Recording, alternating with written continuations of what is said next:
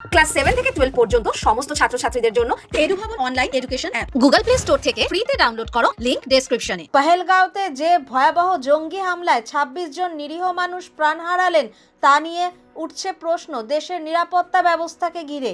সীমান্তে বিএসএফ সহ বিভিন্ন নিরাপত্তা বাহিনী কড়া নজরদারির দাবি করলেও কিভাবে 4 থেকে 6 জন জঙ্গি ভারী অস্ত্রসহ সীমান্ত পেরিয়ে জম্মু কাশ্মীরে ঢুকে গেল?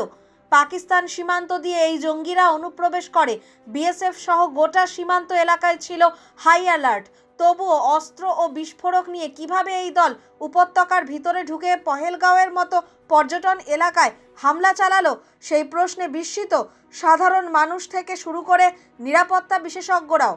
প্রশ্ন আরও উঠছে, সীমান্তে সেন্সর, নজরদারি, ড্রোন, থার্মাল ইমেজিং এসব সত্ত্বেও তাদের গতিবিধি ধরতে ব্যর্থ কেন আমাদের বাহিনী? কোথায় ফাঁক রয়ে গেল? বিশেষজ্ঞদের মতে হয় জঙ্গিরা পুরনো গোপন রুট ব্যবহার করেছে, নয়তো স্থানীয় স্তরে কোথাও না কোথাও সহযোগিতা পেয়েছে। এই ঘটনায় বিএসএফ এর ভূমিকা নিয়ে প্রশ্ন তুলছেন অনেকেই। শুধু জঙ্গি অনুপ্রবেশ আটকানোই নয়, সময় মতো খবর পাওয়া এবং প্রতিরোধ করাও নিরাপত্তা বাহিনীর দায়িত্বের মধ্যেই পড়ে। সেই জায়গায় সম্পূর্ণ ব্যর্থ হয়েছে বলেই মনে করছেন নিরাপত্তা বিশ্লেষকরা। সরকারের তরফে ইতিমধ্যেই উচ্চ পর্যায়ের তদন্তের নির্দেশ দেওয়া হয়েছে, কড়া বার্তা দেওয়া হয়েছে, এমন গাফিলতি আর বরদাস্ত করা হবে না। দেশের নিরাপত্তা নিয়ে যে নতুন করে ভাবতে হবে তা স্পষ্ট হয়ে উঠছে এই ঘটনাতেই।